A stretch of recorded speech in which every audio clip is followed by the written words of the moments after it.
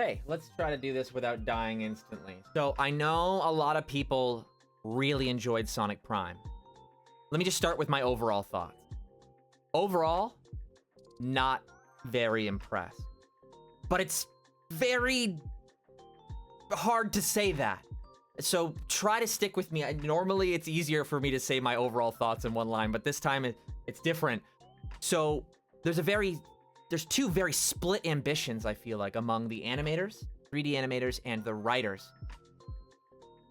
I'm going to start by saying I'm not really sure what the writers were going for. But in terms of 3D animation, we have very rarely seen such a deep and nuanced understanding of what makes these characters look appealing in action sequences, within lighting. Like, this is the level we need to be at. And this is, I think, why this cartoon is so divisive every single time it came out. It's another one added to the pile of Sonic media where it's like, darn it.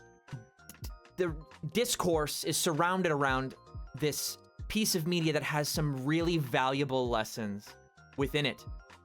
And unfortunately, there's an overabundance of people online that have black and white thinking, right? Right or wrong, or like, what's wrong with it? Because, like, I'm gonna get some comments, what's wrong? Or there's nothing wrong with Sonic Prime having a very different writing goal. So I'll use that as a segue into the writing, since that's what I'm focusing on now. So where is the writing lacking? It's lacking in the sense of that same nuanced understanding of what makes these characters appealing.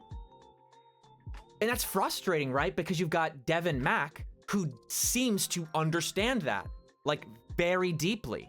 We're in this interesting period of time in Sonic's history where Sonic is old enough now where people who have grown up with him, me, can work on the series in an official capacity. And we're seeing this there's a disconnect because a lot of people are jumping in on the franchise right now, and I think only over time they will be able to feel this thing I'm describing, so maybe I won't spend too much time on it. But it's good. It's a good cartoon. A kid can watch it, be like, there's nothing wrong with it. It's a great cartoon. In the lens of, Sonic being in the spotlight and trying to make sure that spotlight is an informed spotlight, right? There are people like Devin, like the writers of Scrapnik Island on IDW, that are trying to make sure that as the spotlight is on Sonic, that spotlight doesn't distort Sonic into something he's not, which can happen, especially when Hollywood gets involved. Luckily, it doesn't seem like we're in that timeline, right? We didn't get the ugly movie Sonic designed. And so Prime is one of those situations where I think it's important for us to address what doesn't feel Sonic about it. That doesn't mean that it's wrong, it's a bad cartoon, you're dumb for enjoying it. There's something for all of us to learn, right? So there's something for me to learn about what's appealing about the writing in this show for people, and that's what I want to see comments from. I'm somebody who's been in the community for a couple minutes, so that's how I'm tackling this for you. And that's how I'm explaining the disconnect here. The writing style is very, very different. Some of the characterizations are very, very different, and it doesn't scratch that itch that arguably so. Like, imagine if you're not a fan that's been waiting for a new Sonic cartoon. Imagine you were, right? And so naturally, your expectations are going to be based on what you've seen before.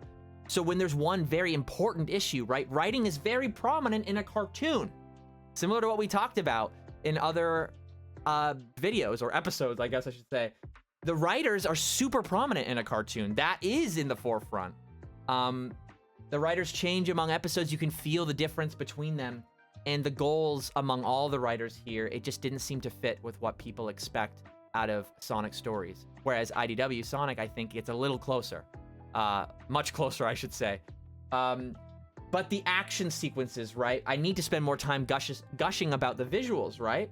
And some of the actors, too. I don't know any more stories about the understanding of other cast members in Sonic Prime, but you can feel an understanding among this Canadian cast. And I mean, I'm biased. I'm also Canadian and an actor, so I can feel the love. But that's what makes this such a complicated issue. I should also say that the facial animations, we have never seen better facial animations in 3D. Ever. I will even go on record saying that it's better than the expressions in the Unleashed opening, but that's only because there's more opportunity. There's more consistent skill on display here.